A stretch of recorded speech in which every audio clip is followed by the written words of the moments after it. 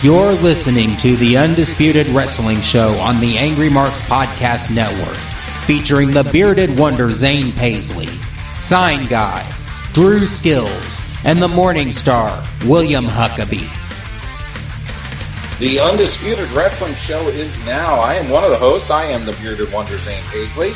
On the line with me tonight, we've got the Heroes and Legends champion for the past, 17,000 days, something like that. We've got Mr. Drew Skills. Drew, how are you this evening? I'm doing great, fellas. What's up? Well, we're really happy to have you back. It's been a couple weeks, so we're happy to hear you again. It's been a couple weeks, and I am glad to be heard. I am glad to be back, man. I missed you guys. Excellent. And also, the other host for this evening is Kevin Sullivan's favorite referee, live from the Pacific Northwest. We have Sign Guy. Sign Guy, how are you tonight? Doing very well tonight, Zane. Very nice. Well, Sign Guy, would you like to introduce our first guest for the evening? Absolutely. Here on the Undisputed Wrestling Show on the Angry Marks Podcast Network, we have with us former Continental Wrestling star, former WCW Wrestling star, the Wildcat, Wendell Cooley. Mr. Cooley, welcome to the Undisputed Wrestling Show. Hey, thanks, guys. I appreciate it. Well, to start out with, could you give our listeners a little bit of background about what led to you getting into the business of professional wrestling? Oh, man, golly. A childhood dream. You know, we all got little dreams. We all want to be a professional baseball player or football player or basketball player. You know, I came from and I'm not looking for any sympathy or anything, but I came from a pretty poor family. My mom raised myself and two brothers. Wrestling was just, it was very easy to get on TV. It came on the time of the day that was very compatible to our schedule, so we could watch it. And one thing led to another, and I was able to get an opportunity and make the best of it. You, of course, were pretty prominent in the Continental area there in the region of Alabama and Pensacola. You seem to have maybe your best run there for Continental. What was it like wrestling in that territory in the late 80s? This place was on fire, man, from the 70s, the 80s, and into the early 90s. You know, I got my start here in 83. I did a little TV for the Fullers, and early on, I guess they seen something, you know, in me. They told the person who broke me in the business, his name is Larry Pearson. He was one of the Mass Blue Yankees from back in the 70s. Local. He still lives in the same hometown that I do. But anyway, long story short, they told me to go away and get some experience if I wanted to, do anything with myself around here. They didn't want to beat me up and, things like that. So I left for a couple of years. I worked for Tully Blanchard's father, Joe Blanchard, down in San Antonio. I worked for Bill Watts for a while. I worked for Jerry Jarrett in Memphis with Lawler and that gang up there in Dundee. And I got the phone call in February of 86 that they had a spot for me here. And, dude, I'm going to tell you, I hated to see it end because it was such a nice territory. Of course, this is my hometown, of course. But I'm not a big beach guy, but the guys that came into the territory loved the beaches, what have you. I'm more of a river kind of guy, and we got plenty of those here. And it was pretty easy, man. We were home. We were home a lot. Our longest trip, and that was the last couple years, was to Knoxville, Tennessee, and you could make that trip in a day if you wanted to. It's 500 miles, but most of us didn't. We would go halfway and stay and make the trip and then halfway back and whatever. But pretty easy, man. It was really just nice territory. Small. Fans were on fire down in the South. Just great, man. Had some great guys coming in and out through here. Man, it was a dream. In the late 80s, Eddie Gilbert took over the book, and he really revitalized Continental. It was written about pretty prominently in the wrestling magazines of the day, and they were on television with Joe Pedicino's show quite often. What was it like once Eddie Gilbert started to turn around the territory? Did you get a sense when he first came in that he was the man to turn things around potentially? Well, man, it's strange you asked that question because I don't know how this ever happened. But Eddie and I, we never got along real well. I mean, we never had any real heated arguments or anything like that. Just kind of an acquired dislike for each other for whatever reason. When he came over and took the books over, I left and went to work for Ron Fuller up in Knoxville when he opened up USA. I understand that Eddie did a great job, and from what I knew of him, I had worked with him several times in the ring when I was in Louisiana working for Bill Watts. He had a great mind for the business, overall, I think he did a decent job. I just think that at that point in time, I think things were fading out everywhere, not just here. I think a lot of the talent had moved on off. Vince was getting extremely big. So was WCW. I think he did great with what he had left here. It was a change. Bill Dundee had the books for a while. And, we were doing a lot of the Memphis stuff here. And it's a total different fan base in Memphis as it is in, I'd say, Birmingham. That's where the main office was for a while. So, yeah, I think he did a good job. You went to WCW in the early 90s, and you, of course, got on the national scene with them as they had TBS at the time. What was it like getting the national exposure from WCW? Did you notice any changes as far as your day-to-day life going to a national company? Well, Ronnie West, I don't know if you guys remember him. Ronnie West had left Continental to work for Turner, and he was one of the agents there. And he called me one afternoon and asked me if I would like to come in and work, and absolutely, I said yes, I would. Continental was on the fade.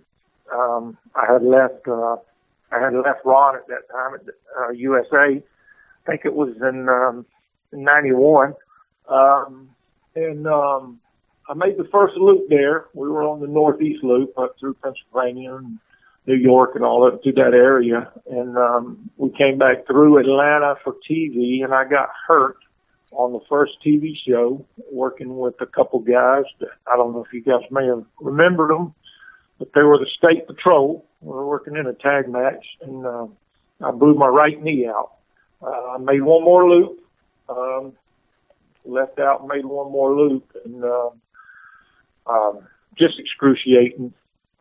Trying to work with a bad wheel, and I came back around the loop to TV, and I had a meeting with Ole. I just told him I couldn't go. I couldn't do anything, man. So he told me to go home and get well and give him a call back. That was it. I never spent enough of time there. I think that I probably was going to get a spot, but as fate would have it, man, I didn't get to spend enough time there to really get a good measure on how things were going to be different. One of the partners you had was Alan Iron Eagle, and they were pushing him pretty hard at the time that you tagged up with them. Did you see any potential in him when you first came across him? Did you think he would become something, or did you suspect he would kind of fade out after a while? Well, you know, golly, that's kind of a hard question to answer right there. I only met him the one time. And, you know, it's on Facebook right now, or not Facebook, but it's on the internet, on YouTube. Matter of fact, I've watched it 2 or 3 times in the last month or so. He had the ability, I would say, to do it. He definitely was, you know, physically fit.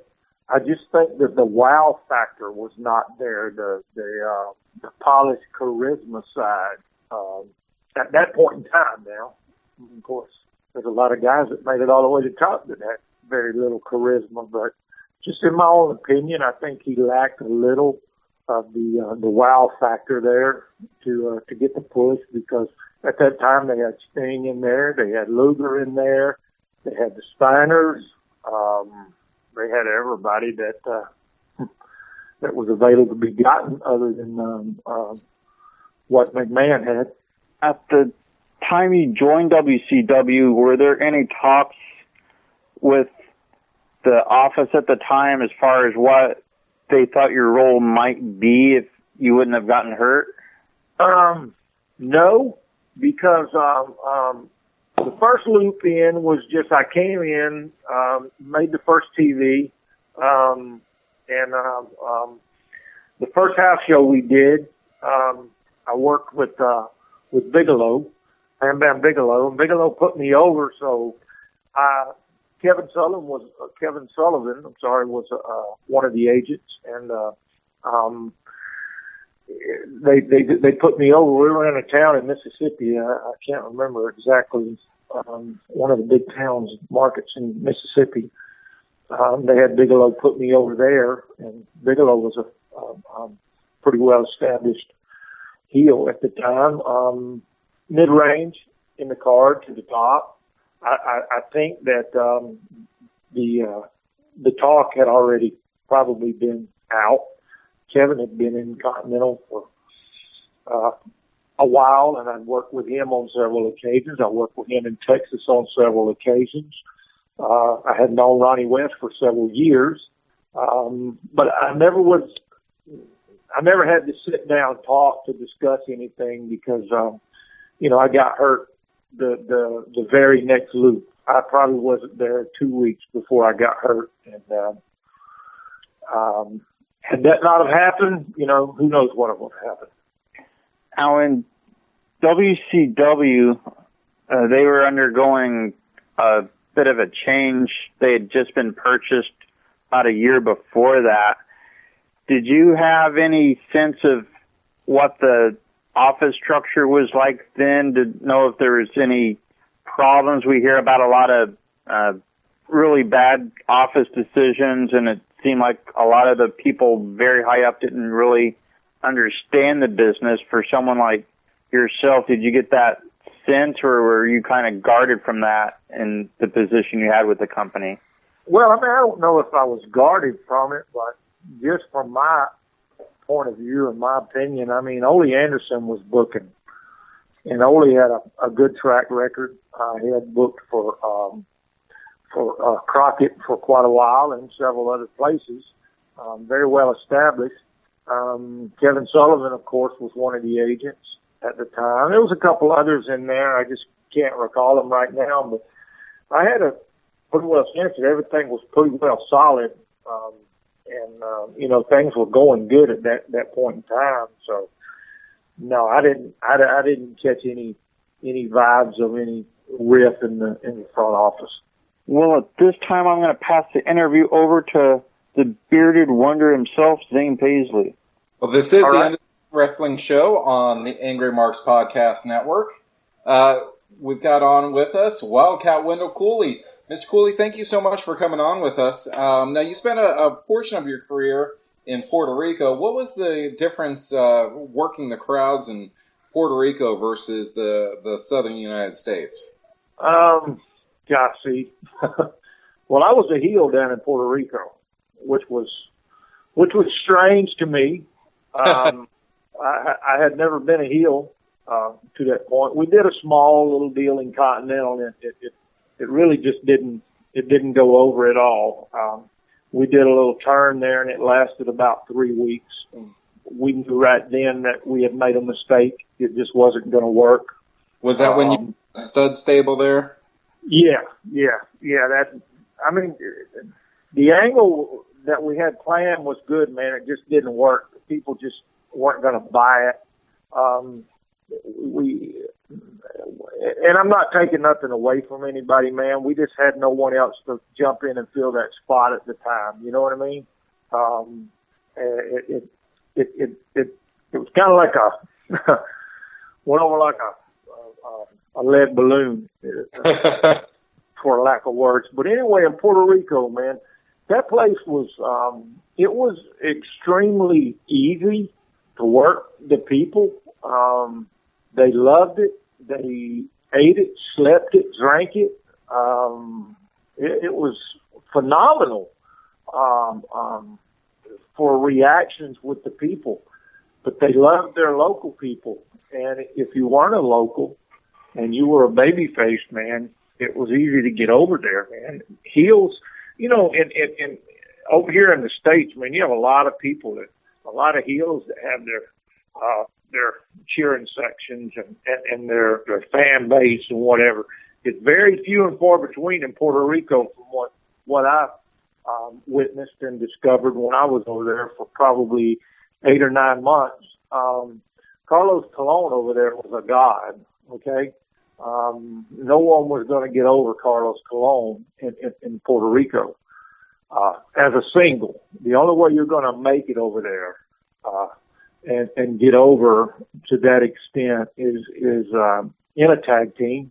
And I was over there with one of my dearest friends in the business at the time was Frankie Lancaster.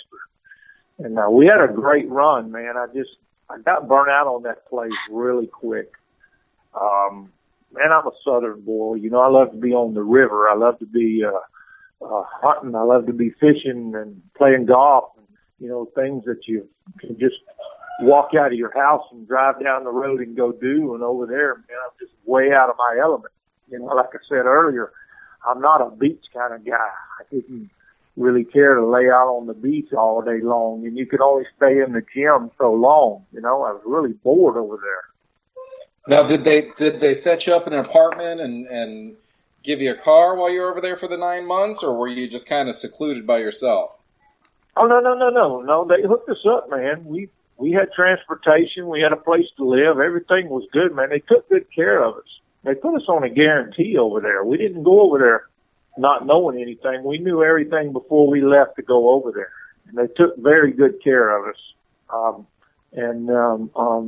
But Frankie had been over there once before. He had spent several months over there on a run through there prior as a single, and he talked me into going over there with him. And I think that was late '91, maybe early '92. I can't remember exactly.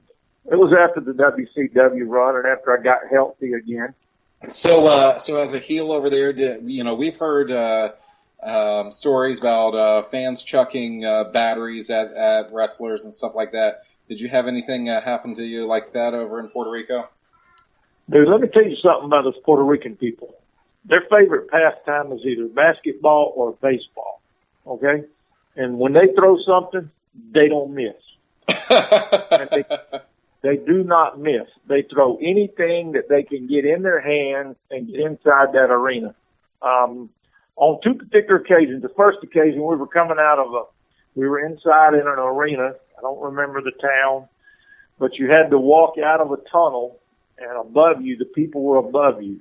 And one of the security guys snatched us out of the way real quick. Someone had dropped a big cinder block.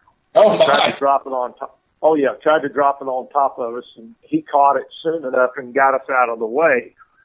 And one of the other occasions, we were standing in the middle of the ring. We were working with, I think, Ricky Santana and Rex King this night, and we were standing dead center of the ring, and it was a title match. We were the champions. And the arena was packed, and right out of nowhere, man, something hits me right in the back of the head.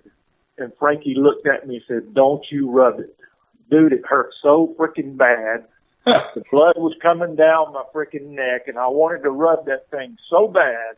But he said, "Don't you freaking rub it, dude. Don't freaking let them know that it freaking hurt," but it hurt. That's craziness.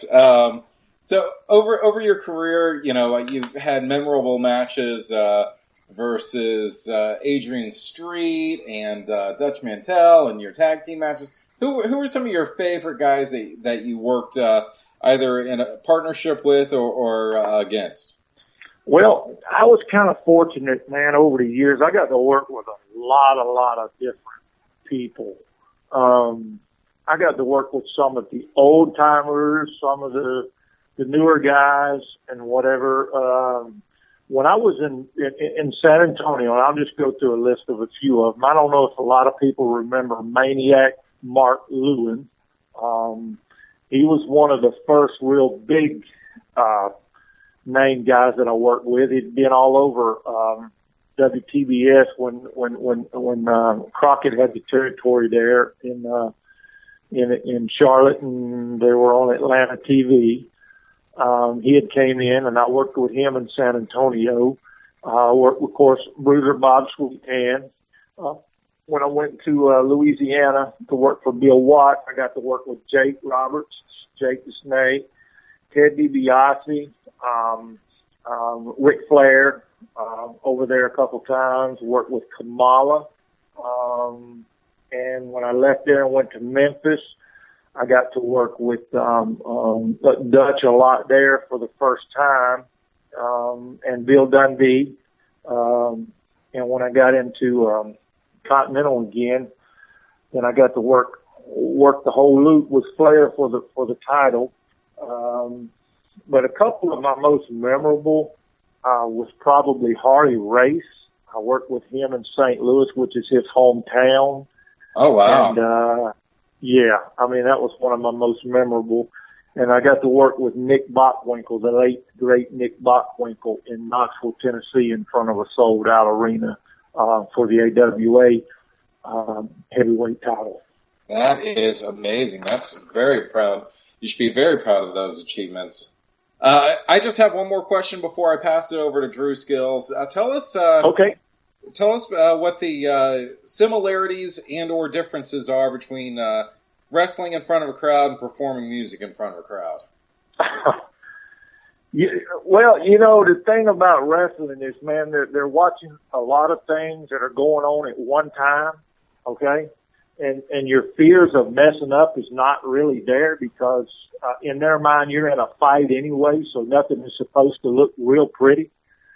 But when you're standing on the stage and you're the front man and you're the only one out front and you got a mic in your face, you know what I mean? You don't want to forget the words. And you don't want to hit a wrong note.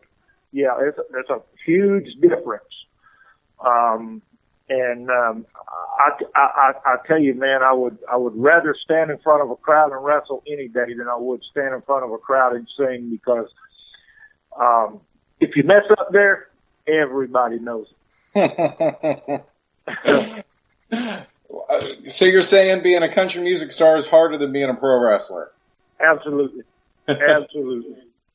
All right, Mr. Cooley, thank you so much. I am going to pass it off for the next series of questions to the Heroes and Legends champion, Mr. Drew Skills. Drew, what do you have for Wildcat Wendell Cooley? Well, Mr. Cooley, it's great to talk to you tonight. One of the questions I have is, I was trained about 15 years ago, 15 years going on 16 years ago by Les Thatcher. Not sure if you're familiar with Les, but it's great sometimes to talk about, with the guys trained back in your era, how the training went. Who trained you and how was that, sir? A guy by the name of Larry Pearson trained me. He was one of the masked Blue Yankees. They were managed by Colonel J.C. Dykes. They were real big back in the late 60s, early 70s, on into the early 80s, and they kind of faded out. He was a deputy sheriff at the time that I met him here in my hometown of Milton, Florida. And I met him through another old timer who had retired here. You guys may know the names. It was Bad Boy Hines, and he had a partner for many, many years. It was Bad Boy and Billy Boy Hines. They were big around the South. And when we started training, it was my oldest brother, Greg, who actually broke into business about a month before I did. He had trained for a couple months before I decided that that's what I wanted to try. We built us a ring out of 4x4 post, 2x12 flooring, plywood, and carpet. Of course, we strung up cables and turnbuckles and what have you, and put it in my cousin's backyard. And when we trained 7 days a week, rain or shine, hot or cold. It didn't matter. And what we trained on mainly, we had to learn to fall and protect ourselves as best we could. But we worked on the actual I'm got a loss for words now. The psychology part of wrestling, and in my opinion, for the last 10 years, has faded away from wrestling now. These guys here, I still work a few shows on occasion. As a matter of fact, I'm doing one this coming weekend in a little town called Blakely, Georgia. My old partner and I are going to team up and work with a couple guys there. But also Ron Fuller, Robert Fuller, and Jimmy Golden will be there on the same card. But I noticed that there's no rhyme or reason for the things that the guys do. Okay, it's just a bunch of flipping, flopping, false finishes, high-risk maneuvers, and nothing means anything anymore. Yeah, definitely agree that there's been some huge changes in work rate. I think that has a lot to do with when that glass ceiling was busted and everyone got to look through the fourth wall and kind of know what we were doing in there, that it became more of a athletic spectacle than competition. So the storytelling definitely got hit from that. You talked about a who's list of people that you got to work with, former world champions and just some of the the founding fathers of our business. Who was some of the guys before you got started? You talked about your training and it's always great to hear those stories and how hard you guys worked and training 7 days a week. Like you said, didn't matter what the weather was, you went and you did it. Who was some of the people around that time that you watched that really captivated you and with the storytelling and their psychology and their charisma and such that made this a lifetime dream for you? I'll tell you, man, I started watching this stuff in I would say probably the mid-'60s, watching wrestling. And down in the southeastern area, back then everything was local TV, man. It didn't have any cable, didn't have any national exposure except for what these small magazine companies could get out on them. And the people like Cowboy Bob Kelly, Ken Lucas, the Wrestling Pro, Bobby Shane, Duke Miller, the Fullers, the Welches, people like that were here. And about the time that I was getting ready to break in, which was in the early 80s, Austin Idol was probably one of the most prominent baby faces here at the time. Extreme amount of charisma. Workability, probably so-so, but charisma, loaded. Good on the mic, could sell a ticket. Had people here like Jerry Stubbs, who eventually became Mr. Olympia, was here at the time. Dennis Condrey, Randy Rose was here as the Midnight Express. Good Good guys there, man. Workability, psychology, probably some of the best there. Dennis Condrey. And then, of course, the Welches were here. The Fullers were here. Jimmy Golden was a huge baby face at the time that I was breaking in. The Rougeaus, I don't know if you remember those, Jacques Rougeau and Raymond Rougeau. They were in this territory for a while. Arn Anderson, another phenomenal psychology type wrestler. Sika, Alpha, the Samoans. This place has seen them all down here. Awesome. You talked about a little bit about the current product. Do you follow the current product that closely now, sir? I flick through occasionally, and I can watch a little bit of it, man, but I can't watch it long, honestly. I mean, these guys they're great athletes, man. You can tell they work. They love what they're doing, but they don't have a clue what they're doing, in my opinion. It's just so commercialized, man. We don't have to have a reason for what we're doing. It doesn't have to make sense, okay? But because you're 6'6" and you're 280 pounds and you're chiseled and you have good looks, we can make money off of your shirts and your pictures and your bobblehead balls and things like that. It's very rare that you can, and even on the other wrestling program, what is that? It used to be TNA, and then they sold out. But you can't even hardly find a good wrestling match there. I mean, everything now is we have to see who can outdo the next person with these high risk freaking maneuvers, man. Right. Well, it's becoming more of a athletic spectacle type of deal. Yeah, exactly.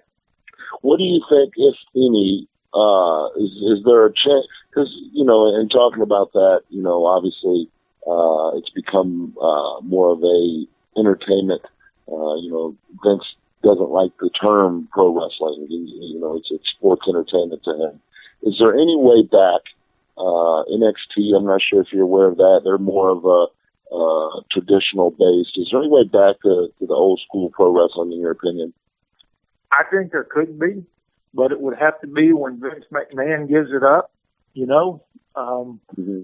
or the fan base is going to have to demand it.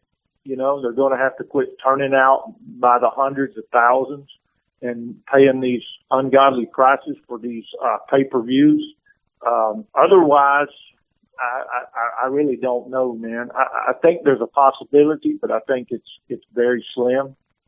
Right on. Well, sir, it was great to get to talk to you. I really appreciate you coming on. This is the Undisputed Wrestling Show on the Angry Marks Podcast Network, and I'm going to kick it right back around to the sign guy. All right, man. All right. Well, Mr. Cooley, you talked about being in several different territories. I know you hit quite a few of them in your day. In your opinion, what was the easiest territory as far as being simple to work, being able to make a decent living, and not having a lot of stress involved with the wrestling aspect of it? That would be Continental. 90% of the guys here at the time were family guys. We'd all bring our wives and kids to the matches, and it was just an easy, laid back, man, pretty simple. You could be home every night if you wanted to be, really. We chose to stay a couple nights because of getting home so late, but just easy, man. Everybody got along, very tight-knit, good family-oriented place down here. Now, it seemed like most of your career was held south of the Mason-Dixon line. Were there any territories around the country that you wanted to venture to that you just never did, or did you stay in the southern part of the country by choice? I stayed by choice. I had considered, actually I considered at one point going to work for Stu Hart when he had his place in Canada. I had heard a lot about Canada. Go to Canada, man. Go to Canada. I had considered that, but I never acted upon it. And in the early days when WWE was WWF, back when Backlund was there and was the world champion, and before Hogan, when things were going there, I kind of had a aspiration of going to New York. And after the WWC stint that I had and the time in Puerto Rico, I worked a couple times for McMahon, and I quickly decided then, nah, this is not my kind of place, man. It just, the field just wasn't there for my liking. Well, Mr. Cooley, before we wrap up with you, do you want to plug that show you have coming up Saturday? Maybe tell the fans how they can find you on social media, or pick up any merchandise you might have to offer? Well, yeah, sure, man. And there's something else I forgot, too. I didn't want to, I'm just not the one to kind of toot my own horn, but I do work a few shows occasionally. You can catch me on Facebook. I'm on there. I do have a website now, WendellCooley.com. I have a fan page, of course. But I will tell you up front, I don't spend a lot of time on the computer, on social media. I check it once or so a day. And I will respond to people at that point. I don't get around to responding to everybody. It's just, I just don't have the time. Not that I don't appreciate it. Don't get me wrong there. I mean, it's very humbling. But I do have a new documentary out now on DVD. You can go to WendellCooley.com, or you can log on to Logan's World TV, and they'll take you to the link to order my new documentary. It's been out about a month. I just sat down and watched it a couple days ago with my youngest daughter, and we taped it last year in Knoxville, Tennessee. A gentleman by the name of Brian Logan did everything and did a wonderful job on it, and I think it's a great piece to watch. I kind of tell everything from day one all the way through the end when I decided to walk away and step away. And I just want to say thanks to all the people over the years that supported me, everyone involved, all the fans that spent their hard-earned dollars to come out and watch us perform. I appreciate it. I honestly do. I can never say thank you enough. And it's been a blessing, and it's been a wonderful ride. Mr. Cooley, what did your daughter think about the documentary, since you said that you watched it with her? Yeah, she weren't around in the day. She just now turned 12, so she thought it was awesome. Matter of fact, she's one of my biggest fans now. She doesn't miss any show that I go to now. She looks forward to it. Like I said earlier in the show, we're going to Blakely, Georgia, at Early County High School Auditorium this coming Saturday night. I think the doors open at 6:30 if anybody's listening that's in that general area. And, of course, the Fullers will be there, and Jimmy Golden is some of the other big names that will be there. But she asked me a couple of times, she said, "Dad, is that really you?" I said, "Well, yes, honey, but you got to understand, that's many years ago. I was in my early to mid-20s then." Little longer hair at that time. Yeah, I had a little bit of hair back then also. I sure did. Well, thank you so much for coming on with us, Wildcat Wendell Cooley. We really appreciate it. We'd love to have you back on again, and I hope that your show on Saturday goes really well. And everybody needs to check out your DVD, and they can check that out at WendellCooley.com. Yes, thank you, man. And I just want to apologize again for missing the show the last time we had it scheduled, but as fate would have it, an emergency happened. I apologize for it again, but you guys call me anytime, man. Well, thank you so much. You have a fantastic evening. Thank you. All right. Sign guy, Drew, that was a great interview with Wildcat Wendell Cooley. I love the part where he was talking about almost getting a cinder block thrown on him in Puerto Rico. Puerto Rico's a lot of fun, man. Go ahead, son guy. Well, I was just going to say Puerto Rico's a rough place. What are you saying, son guy, about those Puerto Ricans? I'm saying that they're very passionate, and sometimes they go after sports entertainers that have angered them. We covered that last week with Diafula Debashi. Well, Drew, I've heard the story about you being attacked with the hammer in Detroit by fans. Sign Guy, have you ever been attacked by any fans with any international objects? Yes, someone snatched their mother's prosthetic leg and swung it at my head once. Oh, okay. That really happened. This happened. It was at HPW. I made the honest mistake. It could happen to anyone, but I confused her and a farm animal, and she took great offense, grabbed her mother's prosthetic leg right off of her mother who was sitting next to her, took a swing at me. And this wasn't a planned spot or anything. Someone literally grabbed their mother's prosthetic leg. Correct. So would that be considered being hit with something or kicked? She swung it, so it would have been hit by something. Okay, all right. Drew, do you have anything more random than the old lady trying to hit or hitting you with a hammer? How in the world can I top that? There's no getting over that one. A prosthetic leg. I was for words.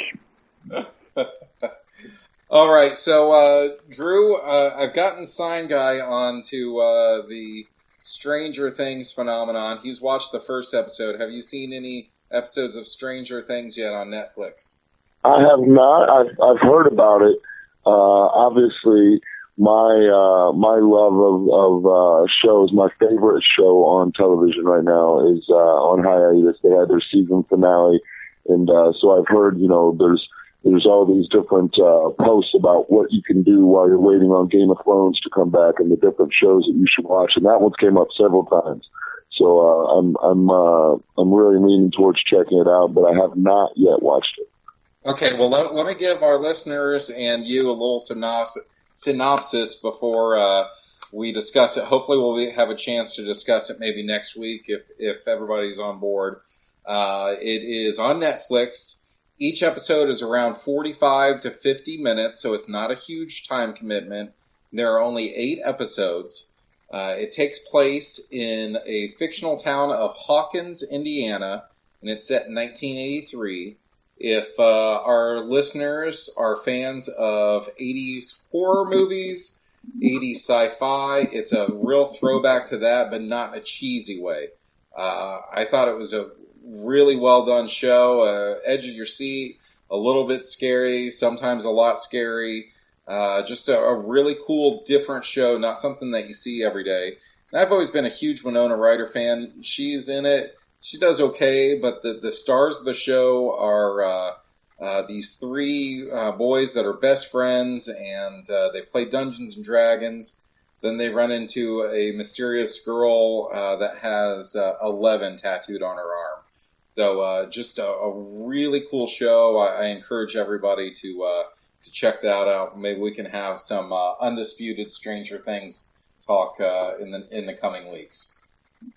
Zane, are you prepared to pay my dry cleaning bills if this skin gets any scarier?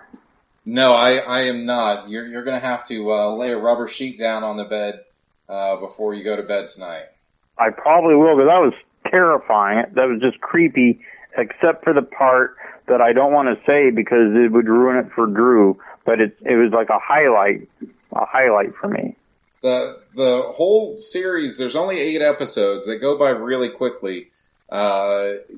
Yesterday, my wife and I had only watched the first 4 episodes. We binge watched the last 4 episodes. Very, very addictive show, and they haven't signed a second season yet.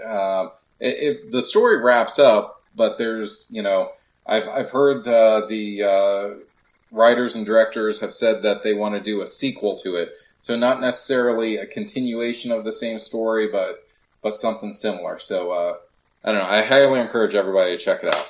Drew, we haven't talked to you in the last couple of weeks. What have you been up to, buddy? Man, same old, traveling, making towns and kicking some butt, man. Just trying to, keep doing it. Tell us about Strong Style this past weekend. Strong Style had a huge weekend last weekend. It kicked off on Saturday at the Century Center in South Bend, Indiana, which is a great venue. It's kind of like an old, I don't even really know how to describe it. It's kind of a bowl type effect where there's three sides, but there's not a bad seat in the house. Over 400 plus. It was a lot of fun. Shelton Benjamin was there. My buddy Kevin Thorne was there. Buff Bagwell was there. Future guest reappearing on the show here shortly. He'll be back. Swoggle was there, formerly known as Hornswoggle. So I got to see a lot of old friends, and it was really, really good show. And it was three companies coming together: RCW, EWK, and Strong Style. Strong Style and RCW, I've worked for both of them, and just showing that companies can come together and work together, and they did that very well. And went off very well. And then on Sunday, we had and Eva East was there as well for both shows. She was really cool. And then, like I said, Sunday was for charity. We had the charity show at Texas Roadhouse, who really, they went above and beyond and rented us a big, nice trailer so we could be in the air conditioning and, catered it out for us with fruit and water, and then treated us to some steak dinners after. So it was a really good deal there. Most of the people I said from the last day was there as well as Matt Cross was there, and just a really good time, really good wrestling for the fans. M-Dog Matt Cross was there? M-Dog Matt Cross was there, yes sir. Oh my, I'm very much jealous of his beard. He's a great athlete and a great beardsman. He does have a very nice beard. Yes, he does. So tell us what happened with Teflon Remy Wilkins. Well, the way it went down is the Triple C's, Circle City Collabo, myself, my tag partner, Apollo Star, the Soul Shooters, as well as Remy Wilkins. We've been kind of, since day one, over 2 years ago at Strong Style, we've kind of been doing our own thing and kind of whatever it is we wanted to do there. So, we kind of ran roughshod over the company. It came to a head on Saturday where Remy had the opportunity to, if he won the match, he would then be the owner of Strong Style Wrestling. Obviously, there was repercussions for losing, which is what he did. He had the opportunity to put the company legally in our hands, and we wouldn't just have to, come in and take it by force, but it would have legally been ours, and we could have manipulated the whole company and the rest of the card at the events rather than just what we did, because, of course, we did whatever we wanted. But he lost, man, and, I don't deal well with losers, and, we made him pay for it. And then on Sunday, he tried to get retribution, but we made him pay for it again. Oh my. So what do you got coming up in the next couple of weeks? Well, let's see. Next week I am going to be in Ohio for a county fair. So I'll be over there. It's an early show. Start time, I believe, is, I want to say 3 p.m., but it could be actually even earlier than that. But great show put on by War Wrestling over there. I will be there versus former guest of the show, Tanu the Savage. I wrestled him a couple months back there, and we're going to do it again. And then the following week after that, hopefully I'll be seeing you, Zane, in old Shelbyville, Indiana, where I'll take on my student, current All-Star Pro Wrestling champion, and put him in his place and let him know that he's not ready to take on the master, and I'll procure another title to my repertoire. I will be at that show on August 13th in beautiful Shelbyville, Indiana, at the Shelby County Fairgrounds. The Sign Guy, when's your big debut in Idaho taking place? this Saturday night. This Saturday I'll be in Garden City, Idaho. First time ever working in the great state of Idaho. Now, are you going to be checking for pinfalls and submissions? Or are you going to be announcing? Are you going to be wrestling? Are you going to be selling hot dogs? What are you going to be doing there? Possibly a little of all of that. I don't know. I'm multifaceted. They just tell you to show up, and it's a charity event, correct? Yes, it's for the Special Olympics. So the proceeds will go to the Special Olympics there in Idaho. They are featuring a tournament on Saturday for the first ever Potato Bowl champion of Idaho. So do you have to cover your opponent with sour cream and chives, or how does one win the Potato Bowl? Well, it's a standard tournament, I believe, but at the end, the winner will be named the Potato Bowl champion. That is going to be the state championship in Idaho for Wrestle Club, which is the name of the promotion there. And the next day, I'm going to be in Oregon. NWA Blue Collar is going to have the first ever visit to that promotion from the former NWA World Heavyweight Champion, Tokyo Monster Kahagas. Well, that sounds fantastic. Who do you have coming up on Turnbuckle Turmoil? I saw that you have a special guest coming up soon. Yeah, on Friday on the show, we're starting off Star Month. We have Matt Starr out of the state of Indiana. And then Sunday, we have John Cena Sr. Otherwise known as Johnny Fabulous.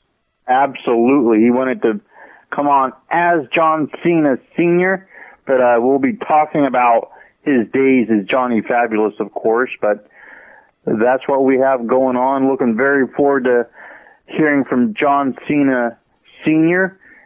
and putting another state in the state's work list, and then getting in the ring one more time with Kahagas, apparently. So should be a very interesting week ahead. Well, very cool, very cool. This past weekend, I was at All-Star Pro Wrestling, making their debut in Morristown, Indiana. It was part of the Morristown Derby days. Were you going to say something? No, go right ahead. So I got to announce that. It was a great main event between our next guest coming up, the supervillain, Joseph Schwartz. He took on Morristown's own Dylan Bostic on the Platinum World Tour, so it was a very good show there. This coming Friday night, I've got a big show, WCWO Wrestling, at 1151 South Kentucky Avenue. It's going to be an awesome event. Match I'm most looking forward to is Jonathan Wolf and his partner, the Last True Fighter, Cole Radrick. They're going to be taking on some special guests, Money Matt Cage, and all the way from DDT promotion in Japan is Shigehiro Airi. So I really need to practice how to pronounce that, because he's a tough, rough-looking guy, so I'm sure that I've got to pronounce his name correctly or he's going to get all over me. So I need to double-check that. Now, DDT, one of my favorite Japanese promotions of all time. So you might throw it out there. I'd be willing to wrestle Yoshihiko if he ever needs like a tag team partner to go into that type of match. The only thing I really know about DDT is their hardcore championship, where it's defended 24/7, and it's kind of a big funny thing. And didn't what's his name, Kenny Omega, wrestle a blow up doll and like a 9-year-old girl and stuff in DDT? Yeah, that was for DDT. And DDT is basically the Japanese version of Gouge, where they're very heavy on gimmicks and gimmick matches. So it's not for everybody, but if you like promotions like Gouge or Chikara, you're probably going to enjoy DDT. Are you familiar with Yoshihiko at all, Zane? No. Is that the blow-up doll? Yes, it is. Okay, yeah, I'm vaguely familiar. How about you, Drew? Are you familiar with the DDT blow-up doll? Not familiar with any blow-up doll, actually, but I think should have done it. Didn't he just win that 24/7 title this weekend? I don't know. The last person I knew that had it was Candice LeRae, because she beat Joey Ryan in a dream to win it. So maybe he had won it from her. I know it changes hands. He didn't win it from her today. He didn't win it from her, but that is the title. He won it from it kills me right now that I don't remember her name, but she won it, and then he won it off of her. But it wasn't from the dream. It wasn't the gal who won it from the dream. It was a Japanese lady, a young Japanese wrestler. Yes. Let me see if I can find out any. Oh, the latest information is not updated because it says that the last title change was at the end of May, and I know that there's been. Wait, maybe there is. They should just put a video up on it. I believe earlier today, maybe, or yesterday. I slept a lot yesterday after recovering from the weekend. But he put a video up with him winning it. After the electric slide, he tricked her into doing the electric slide, added lay on your back. She was going through the motions, to the left, to the right. He added on your back. She should have known better, but she went to the back. He covered 1, 2, 3. Oh, he had beat Maya Yim, also known as Jade in TNA Impact Wrestling. He had beaten her, but then he got beat by Tanya Cornell. And at one point, the Beyond Wrestling audience had won the title from Joey Ryan. And then Joey Ryan beat the audience by tap out, it says. And now it is in the hands of Serial Man. I'm not familiar with Serial Man, but that's who owns the title now. Well, Serial Man better watch out, because if I see him, I'll be the next champ. Nice. So, Drew, we've got a few minutes before we're going to talk to the current NWA United States champion and the 2016 Prince of the Deathmatch, Joseph Schwartz. But I want to hear your thoughts on the brand split and the draft, and what you're thinking about Raw and SmackDown right now, because we haven't heard from you since all that went down. Well, I haven't got to see, and I think we won't know, until later, if it's successful. But the idea of it I love, just because, if it's a true brand split, which I believe they're trying to do, and they're not crossing over with people, and as long as they keep that out of it, they have a greater potential to be successful with the split. I think that's a great idea. WWE alone has created 3 brands for guys to work at. So anytime there's more opportunity, that's a good thing. Anytime there's more opportunity for people who are on the grind and doing the struggle that we call independent pro wrestling, to actually have that pay off and make a good paycheck and a living with this business is obviously a plus. So the fact that they're doing that, like I said, that produces 3 rosters inside that one company where people are getting great exposure and making good money. So from that aspect of it, I think that it's awesome. But as far as whether or not it will be successful comparative to the last time they tried to do it, I don't think we're going to be able to know that right now. Of course, coming off of the actual draft, I've not seen or heard that they've had some pretty hot shows. But if they can maintain that and still do, big, meaningful matches and WrestleMania and their larger pay-per-views like that, then, they're going to be winning. Okay. Well, in other news from World of Wrestling, WWE has released their Tough Enough runner-up, ZZ. Sign Guy, were you shocked at all that ZZ was released from his contract? I was shocked he was released from his contract after this much time. I didn't think he would last this long. Why do you say that? That's why I'm not with it, dude.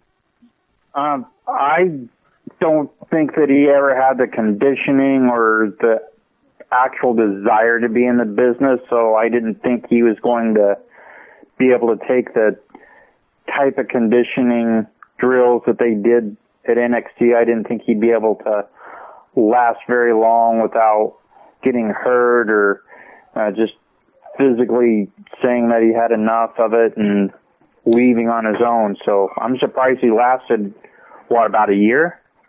Yeah, well, they said that he was signed to a contract in October of 2015, so about 9 months. What were your thoughts, Drew? Kind of the same as Sign Guy. From what I saw, I don't know the guy.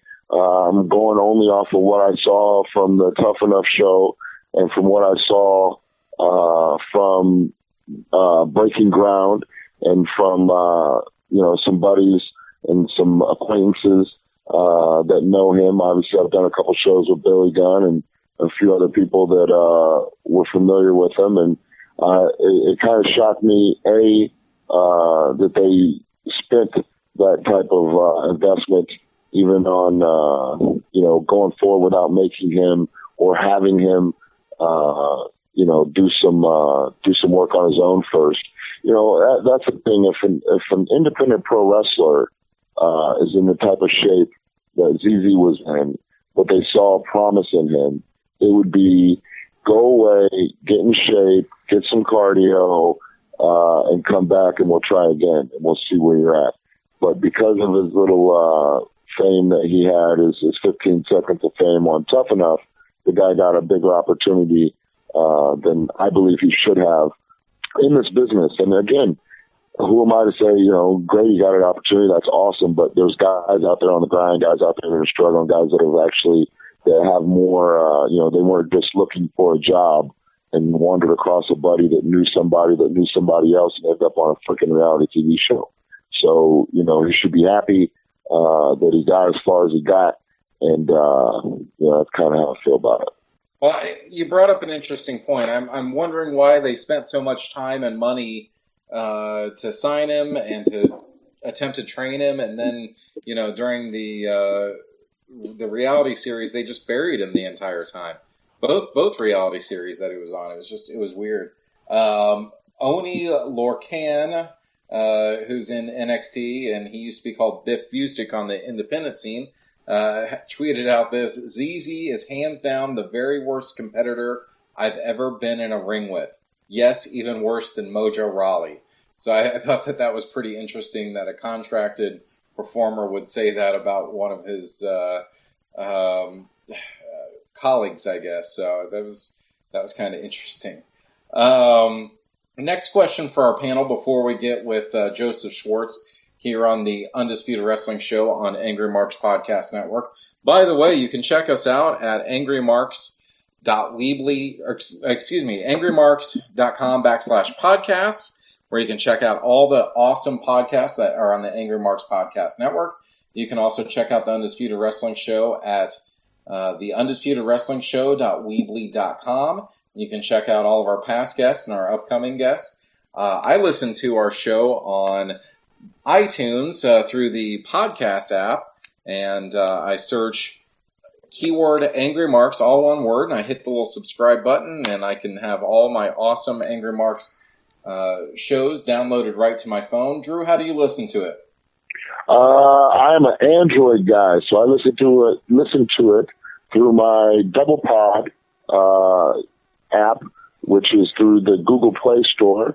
Same thing. Go to your Double Pod app and keyword search Angry Marks, and you can subscribe right there. Don't only just subscribe, you people that are listening probably have subscribed, are faithful followers who listen to us weekly, but tell your friends, subscribe to the Angry Marks podcast, as well as leave a review. Let us know what you think. Let us know, what you think we can do better. If you think we can do something better, or the things that you love, if that's the case. But, obviously put on there that the Undisputed Wrestling Show is the reason that you're at Angry Marks Podcast Network, and we can continue to bring this free programming from a soon-to-be award-winning podcast. And next week we do have on with us the She-Hulk of the South, Big Bang Nicole, and the Cuban assassin Fidel Sierra, so it should be a great show. My last question before we talk with Joseph Schwartz. Next week, Puff Daddy, P. Diddy, Sean Combs, whatever you want to call him, he is set to host Raw next week. So if we're reestablishing the Raw host gimmick, who would you want to be a host on WWE Raw?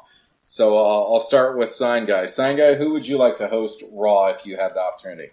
Let's see, from out of the entertainment world? Well, whoever. They've had all sorts of hosts on.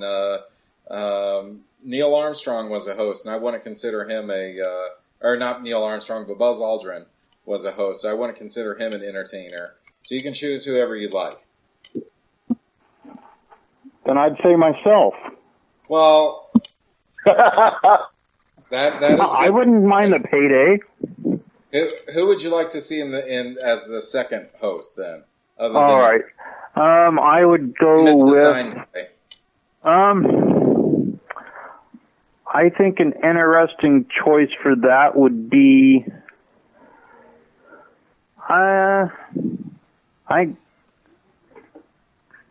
Stephen Amell. I think since he had the deal with Stardust before, he's familiar with the product, seems to enjoy it. So I think that might translate into being a good host. Okay. All right, Drew, who would you select other than yourself? Well, good thing you put that on the end there, Zane. Mm-hmm. I would have told Sign Guys and said me. No, but I want to see as a host, or who I would book as a host, is not Kit Harington, but Jon Snow. The King of the North would be in full regalia as the host of the show. We'd do cameos through the back, so, a camera going following somebody. Hodor would be holding a door. I would do all kinds of things. The show is so popular. I would definitely have not Kit Harington, but the King of the North, Jon Snow, host Raw. Producer Killer Kev, do you have any insights into who you would have host Raw if you got to choose? No, not really, just because I'm pretty much over the whole Raw guest host thing. It's overplayed. I know. I'm a poo-poo head. How about you, Zane Paisley? I would say I would love to have two hosts on at the same time. I'd love to see Hillary Clinton and WWE Hall of Famer Donald Trump. I'd like to see them co-host and see them try to coexist together. I think that would make an interesting night of television. So, to be fair, they did have Hillary Clinton in a match one time. Yeah, was that against Barack Obama?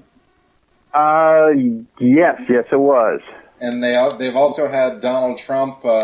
Obviously, he was at the WrestleMania where they shaved Vince's head, but they also had a Trump impersonator fight a Rosie O'Donnell impersonator at one point too. So, yeah, great stuff there. Since you mentioned it, Zane, maybe it would be awesome if Bernie Sanders showed up, but then he'd immediately start campaigning for fair wages for wrestlers and free health care, and Vince would just kick him out immediately. Yeah, Vince would have an aneurysm, and that would be no buys. Yeah. All right. Welcome back to the Undisputed Wrestling Show on Angry Marks Podcast Network. I want to introduce to you our next guest. He is the villain. He is the leader of the bomb shelter. He is the 2016 Prince of the Deathmatch. Coming up this Saturday night, he will become the 2016 King of the Deathmatch. He is the National Wrestling Alliance United States Heavyweight Champion. He is the ear bleeder. He is Joseph Schwartz. Joseph. Hi. Ear bleeder. That's why we don't spit on wrestlers. How you doing, buddy? I'm doing fantastic. Thank you for coming on tonight. I know That's my pleasure. have quite a few questions for you, but first I'm going to kick it over to Sign Guy, who's going to ask you about dreidels, I'm pretty sure. Oh, boy. Well, thanks, Zane. First of all, thank you for being on the show tonight, Mr. Schwartz. And I will throw that out first thing. Did you ever get around to using a dreidel as a foreign object in your career? Yes, I have. When I was the Hebrew Hammer, I had a Hanukkah from Hell match. I think it was my third year in the business, and in lieu of what would be, I guess, thumbtacks for some of the violence, I used mini dreidels, those little plastic ones, and I would have rather used tacks. Those things hurt. So yes, I have. That's great. Now, like was said, you're in the King of the Deathmatch tournament, and you work regularly there at IWA Mid-South. Do you consider yourself more of a modern-day hardcore wrestler, or do you think that's too labeling for what you do? Oh, my goodness, absolutely not. I made a post on Facebook about 2 to 3 months ago, and I said, simply put, I am a pro wrestler. I'm not a hardcore wrestler. I'm not a tag team wrestler. I'm not a cruiserweight. I'm not this. I'm not that. I am a professional wrestler, a well-rounded professional wrestler, and I really do mean that. I think professional wrestling is, if you looked at it like a big corporate building, it just has a lot of different departments, and to be valuable in the company of pro wrestling, you have to be able to be used in all those departments. So I don't label myself as anything more than a pro wrestler, brother. Just a well-rounded one. You're someone that travels quite a bit for wrestling. You've hit a large number of states, so I'm sure you've had to deal with various commissions in your day. In your opinion, overall, are commissions a good thing for professional wrestling in the age? I think the idea of the commissions are good. I think they're all piss poorly executed. I'm all for having to submit a physical exam and stuff like that, but I think where you find your problem is more specifically in the drug testing. It's very problem is they won't test you for steroids. They won't test you like a proper wellness policy. I think the commissions, instead of doing their jobs, they're more of a money-making scheme for people. Now, I do believe there's people that are part of these commissions that maybe try to make it a good thing, but overall, the idea of the commission is good. Every version of the execution is piss poor. I'm not for it. I don't think anyone's doing it right. Like I said, I'm cool with people submitting physical exams to get licensed and stuff like that, but I think everything beyond the physical exams is just shady business. And I'll go on record as saying that I believe that there's tons of shady business that goes on with these commissions. Have you personally ever had any dealings with the commissions that negatively impacted your personal career? No. Fortunately, I have not run into anything like that, but I am educated on what a lot of these states and their commissions do. I like to stay on top of everything. I like to know where I'm going. I like to know what I'm dealing with. You should always know in any job. If you're a welder, you should know metals. You should know heat and how hot it is to bend a metal. So it's just like wrestling. You should know you should know what you're getting yourself into. So unfortunately, I have not had to deal with any of that in a negative light, but I know people that have, so I've seen it. Now, like I said, you travel quite a bit, and you've been to a fair number of promotions in a fair number of states. A lot of wrestlers have a goal of hitting all of the continental United States. Some people want to hit all 50. Do you have any set goal as far as working various states or hitting all of the states? I mean, yeah, I'd like to hit all the states. Of course, I've hit a lot of them. I've been very fortunate in my career. I used to call it a tenure, but I think I'm at a point where I can call it a career. I have hit a lot of states, and that's the goal, is to hit them all. Wrestling is a once-in-a-lifetime opportunity, and it allows you to see the country. More specifically, it allows you to see the country on somebody else's dime. My goal is no longer the United States. My goal is the United Kingdom. I would like to be at the United Kingdom one day. I'd like to wrestle Scotland and Glasgow over there, and London. There's just so many places over there. I would love to be in the UK. A lot of people want to go to Japan. I would rather go to the UK. Do you think that the UK style is something you would adapt to easier than, say, a Japanese style or South American style? Again, I'm going to have to go back to I'm just a well-rounded pro wrestler. I think I would thrive anywhere I need to thrive. I pride myself on being able to switch up my styles, being able to integrate myself into anybody's locker room and do the job that they need and fill the spot that they need filled. So I guess I would say I don't think there's anywhere I wouldn't fit in. I pride myself on being so well-rounded that I try to fill every spot. You have been in quite a few locker rooms recently. You've gone to several new promotions in the last few months. Who are some of the people that you've seen, especially some of the younger talent, that fans and promoters may not know very well now, but they should start to know them as they're about to break out, in your opinion? Jonathan Wolf, man. Jonathan Wolf. I mean, I know he's probably talked about a lot, especially with Zane being on the show, and Zane's been on a lot of shows with him.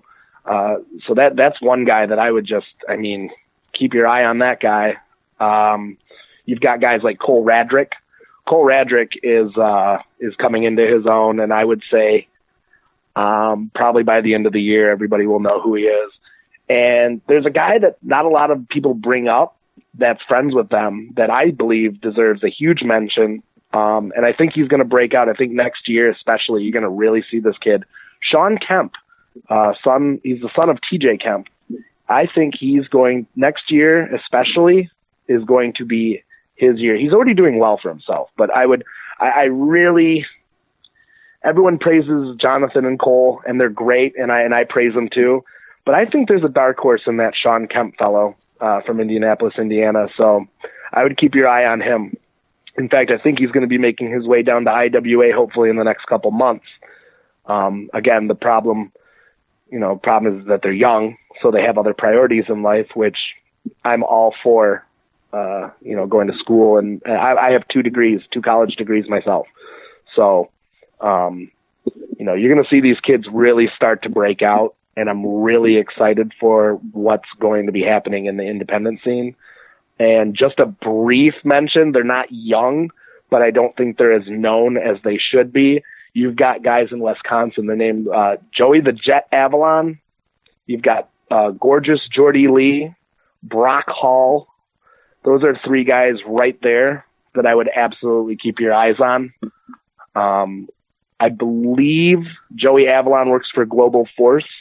But other than that, those guys need to be everywhere else. I think they're just phenomenal talents.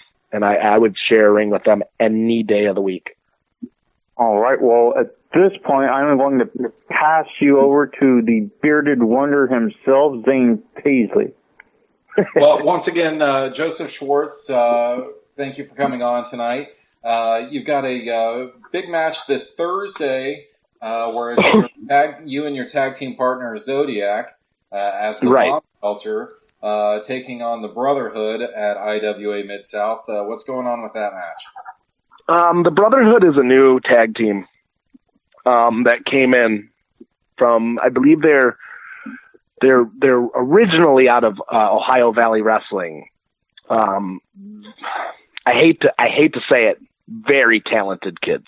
Extremely. These kids, give them a year or two more, and as long as they're still tagging, I firmly believe that they might be the black version of the Young Bucks. I swear to God, these kids are so talented.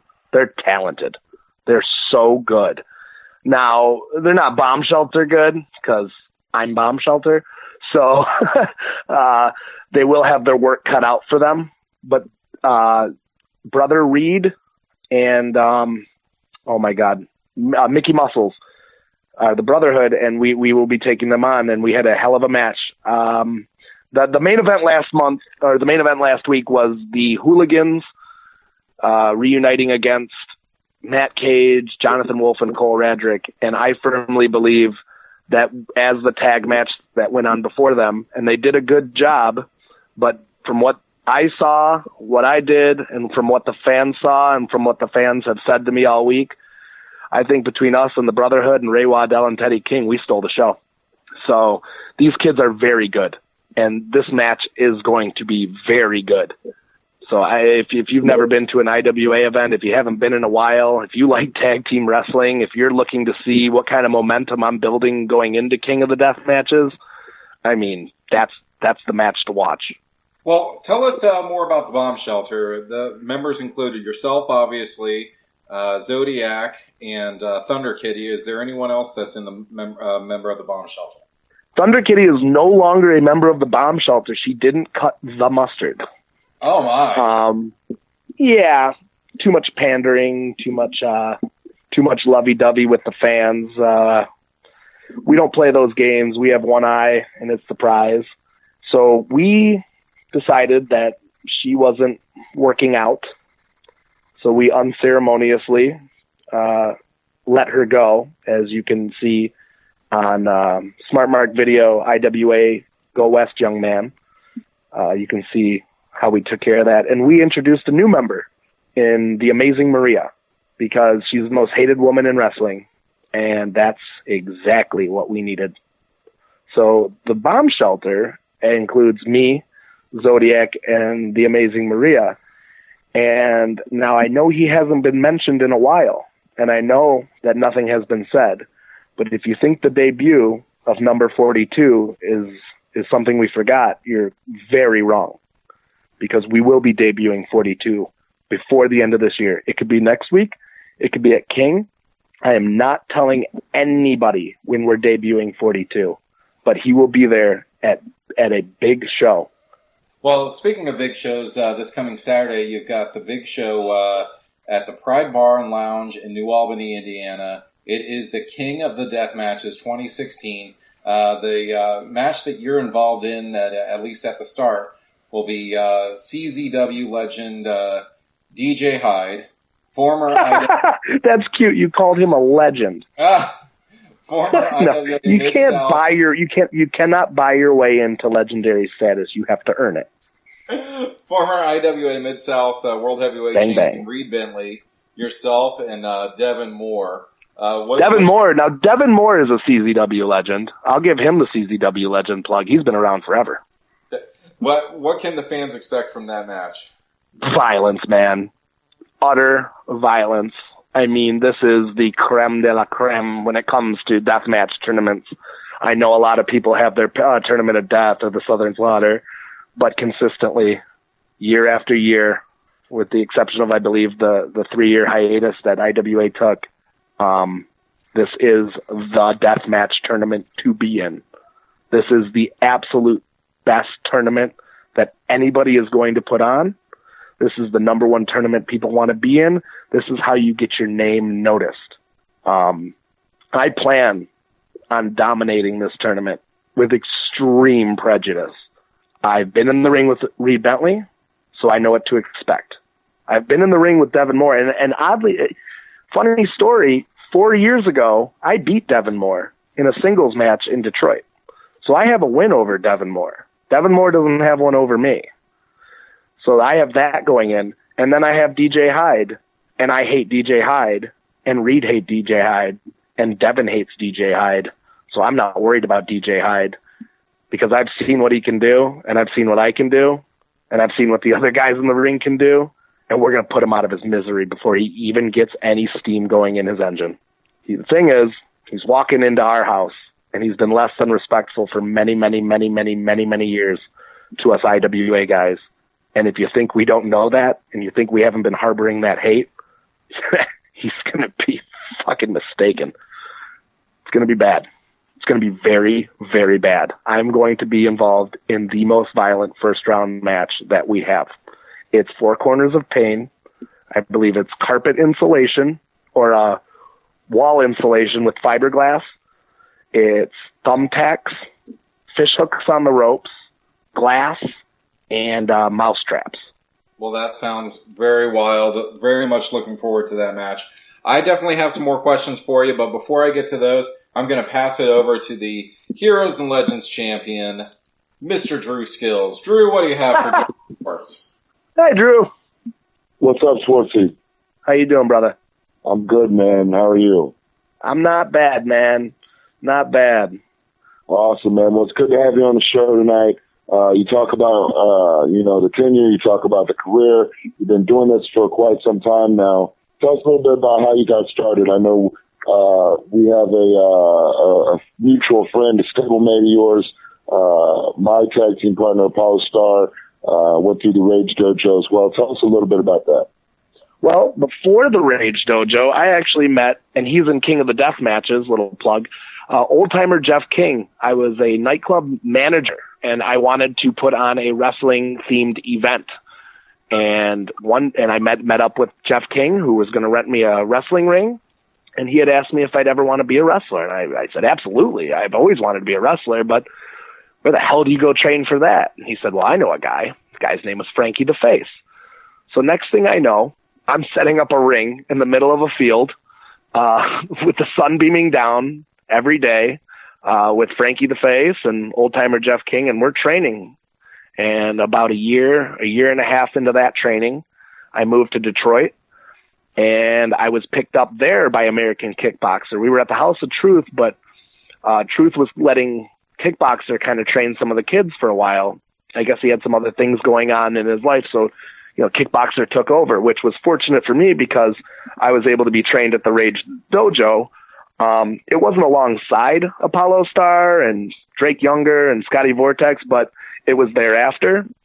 And despite what people say, when it comes to wrestling, Kickboxer knows what he's doing, and he knows he knows how to produce a wrestler. And though we don't see eye to eye these days, I will always be thankful for everything he taught me because he is one of the best trainers out there. He is like one of the best. So Kickboxer took me on the road for about 2 years, for 2 years. And from there, it was just history. I was just always been hungry for the business. So they showed me the ropes. They showed me how to act. And sometimes I listened, sometimes I didn't. And here we are today. Okay, most of the time I didn't. Most of the time I didn't. All right, whatever.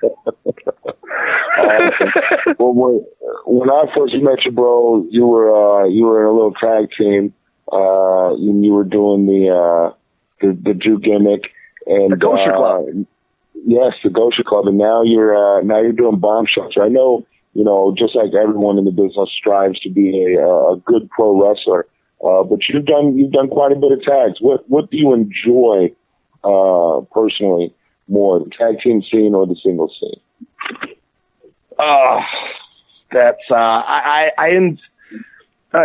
Wrestling's the grass is always greener, as you know, Drew. I like singles now because I've been doing so much tag, but the minute I get deep into singles, I'll miss tag team wrestling. So I can't really say I like one more than the other. They both have different dynamics to them. They both involve different ways you carry yourself, but it's a grass is greener on the other side. I always miss the other one when I'm not doing it. Well, I totally understand that. I enjoy doing both for completely different reasons, so I completely get it. So you talk about the big match Saturday, the Tournament of the Death. What else you got going on, bro? Oh man, well, after that, the following week, I have Lord of the Hardcore in Upper Michigan, Northern Michigan, Escanaba. So I will be defending my title up at UPW Wrestling. I don't know, is that redundant? UP Wrestling, UPW Wrestling. I don't know anymore. There's so many letters. So I'll be doing a tournament there. I have IWA Mid-South Weekly. I'll be in Chicago the next day. I have 2 shows the very next day, Chicago and Crossville, Illinois. You might be seeing me down in Florida for Full Impact Pro sooner than later. I've been in talks with them recently, so that's looking to be very exciting. A lot of stuff in Alabama. I mean, just, you know, the winter rolls around. A lot of us wrestlers like to work the warmer states that time of year. and I mean, you can say it all you want, but us Jews, we migrate south for the winter. It's just a fact. For sure. But I've got a very, very busy schedule. Right on, bro. Right on. Well, man, hey, I greatly appreciate you being on the show. I get to see you almost weekly, so I don't want to hog any time on here. I'm getting messages that my man Zane Paisley has some more questions for you, so I'm going to pass it back around to Zane. Good to talk to you, Schwartzy. Oh, my pleasure, dude. Always a pleasure to speak with you. Well, once again, this is the Undisputed Wrestling Show on the Angry Marks Podcast Network.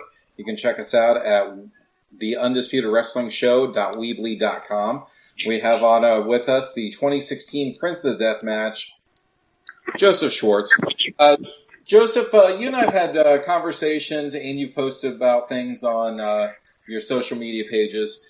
You feel a need to defend professional wrestling, not only from fans, but also within. You kind of try to help police the business. Why do you think that you need to do that? I was raised to police the business, especially by American Kickboxer and old-timer Jeff King. I was taught to police the business, and that's just kind of something that a lot of the boys don't.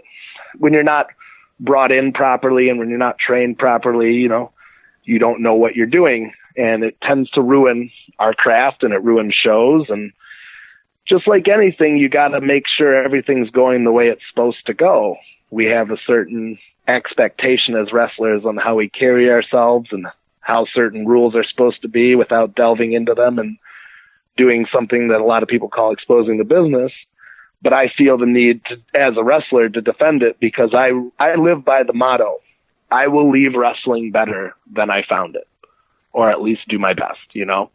I think everybody that's a wrestler should try to leave wrestling better than they found it. Wrestling has given me everything in my life, absolutely everything in my life that I have right now, good and bad, and I wouldn't change a thing. Let's see here. Oh, well, we can discuss this. Recently, last week, Zane, you were there, a fan was ringside and hawked a very, very large loogie on my face. I immediately excused myself and knocked that fan out till he was bleeding from the ear. Michael. We made that name up for him too. I don't think his name really is Michael, but he looks like a Michael. So, but if that fan were to think that it's okay that me giving my body, giving my talents, you know, hurting myself for your entertainment, and then on top of it, you want to spit on me, I have to let that person know that that is not acceptable.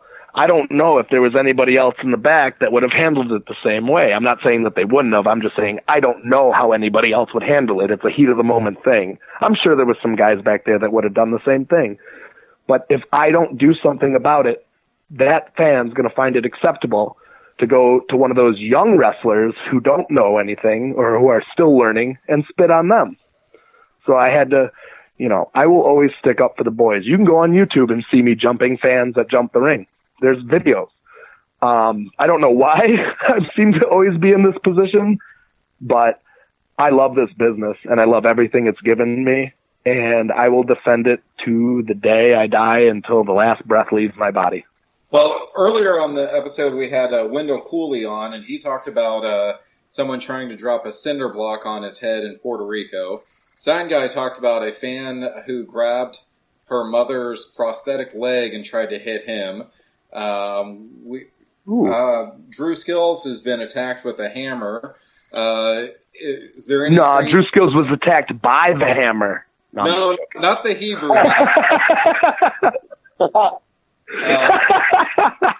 Have you ever been attacked by with an international object? With an international object? Yes, like a burrito. I was going old school WCW for you. I thought you'd appreciate it. Yes, a man threw some chopsticks and burritos at me. I didn't know what to do with it.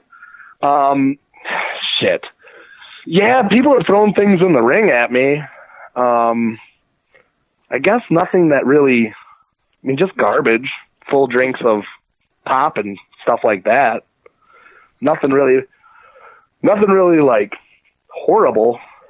So I can't really say that. I didn't discuss this yet on the show, but karma has a way of working itself out. You got spit on by a fan in Morristown, but then right afterwards, what did you see at the gas station?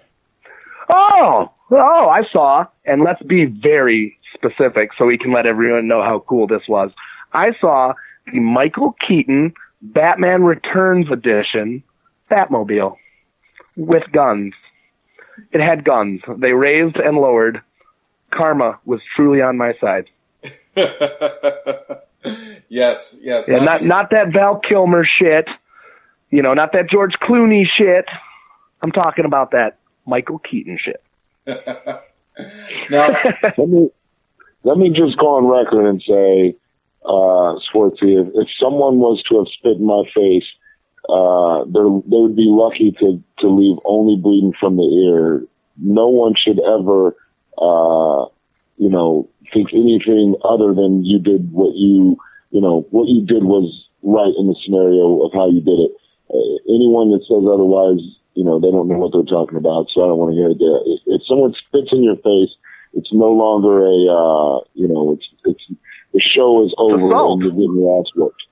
Yeah, I appreciate that. And you know what? I was really, really angry that it even had, I got really angry after, and I was more angry that it even had to come to that. But I appreciate it, man. Thank you. No problem. If Michael's listening. Well, I know that you're not the biggest fan of Michael right now, but also you've gone on social media in the past. You haven't mentioned him in a while, but what's your deal with Glacier? Glacier is ducking me. I've been calling out said Glacier. He does not want a piece. There's a book. He wants to stay local to Georgia at the time where he lived. I had a booker. I had a booker that lined it up, said it's going to be me and Glacier, and he moved to Orlando. I love you, Ray, but you're ducking me, and this has to happen. So yeah. Can you give us any updates on the health of Randy West? You guys just had a fundraiser for her recently at IWA Mid-South. Can you give us any updates on her? I would say that sooner than later she will be back. I would give it, I think, about 3 more weeks. It was a clean break. Her foot was a clean break, so it's just waiting to fuse back together on its own. There's no reason to do surgery, which is good. They were worried about tendons being kind of mangled. That wasn't a thing, so that was also good. I think we're just waiting for a full heal. She is not in the cast all day anymore. She's now walking around on it to gain a little bit of strength. I mean, she's not in the room with me, so I'll say it because I'll never put her over to her face, but she's like John Cena with an injury. She'll come back in 5 months when they tell her 8. Yeah. So, yeah. But if she was in the room, I'd tell her she sucks. So, of course. Yeah. We never put them over to their face. Never let them know how good they are. Well, if any of our listeners want to send you any Shockmaster action figures or any Funko Pops or anything like that, how can they find you and follow your career? Oh, well, and I do appreciate the vote of presence. Hanukkah is never too early, everybody. You can follow me on social media. Instagram and Twitter is @GearsOfSchwartz. You can follow me there. I'm on there. Facebook, I'm on there like every day because we're usually traveling. So just like any other wrestler, I like to dick around on social media. You can just find me under Joseph Schwartz. I accept almost everybody that has a decent amount of mutual friends. So just hit me up, or you can follow the Bomb Shelters like page. But we're always active on social media. We're very, very active. And if you have any questions, concerns, comments, sick ideas for King of the Death matches, anything, feel free to contact me. And like I said, we're pretty interactive. And what about fans who want to buy T-shirts or any other merchandise from you? Oh, my goodness. Yeah, they haven't approved my designs. It should be probably by next week. But you can head over to Pro Wrestling Tees. I believe next week you should be able to get yourself one of 4 Joseph Schwartz shirts, if not all 4. We got some Bomb Shelter shirts, some Curb Stomp shirts. We've got some Overlord shirts. I mean, if you're looking to be stylish and you're looking to heel out, I'm your guy. How's the Pokemon training going? I don't know what you're talking about, man. Oh, okay. All right. I'm a level 15. It's embarrassing. Before we have to let you go, what do you want to say to your fans and your detractors? Because I know you like making frowns. So what do you have to say to everybody? Making frowns and killing towns, brother. That's right. What I'd say to my fans, if there's any left, like I said, if you go to my social media site, you'll see a recent post. I took a chance on myself a year ago, and I threw myself into the great unknown to create a whole new life for myself. And if you're out there and you think that you're in a bad situation, especially if you're a wrestler and you think it cannot change, you're wrong. There's nothing that hard work, determination, and just putting your nose to the grindstone can't fix. So don't let anybody tell you what you can and can't do in this business. You just go do it and show them they're wrong. That's what I'd say. If you've got a minute, kind of expand on that, because about a year ago you were up in Michigan, then you were here in Indianapolis, and now you're down in Kentucky. You know, what have some of your changes that you've personally gone through over the past year? I left a very political, and I'll just leave it at that, a very political area in Detroit. There's good wrestlers there, don't get me wrong, but it's very political. If you're not somebody's friend, if you're not somebody's buddy, if you're just not getting a spot. And there's only one company up there working for, XICW. They're amazing. And they run 2 different things. There's that, and they run a Proving Ground show. Listen, if you're working for XICW, you're doing just fine. But there was a lot of people there that just didn't want, they had their idea of what was what, and you couldn't break the mold. So it was time to go somewhere else. And I packed up all my shit, and I moved for wrestling, and I tried to make a life better for myself, and I worked really hard. And in Indianapolis, it started to work out. It got so good that I found myself here in Georgetown, which is even closer to my booking, down south. Like I said, I took a chance on myself. I believed in myself, and I knew I could do a lot of things that people told me that I'd never be able to do. I broke out of the mid-card. The Hebrew Hammer was a mid-carder. That's fine. But I got sick and tired of people telling me that he was just a mid-carder. So I locked him away, and he's gone.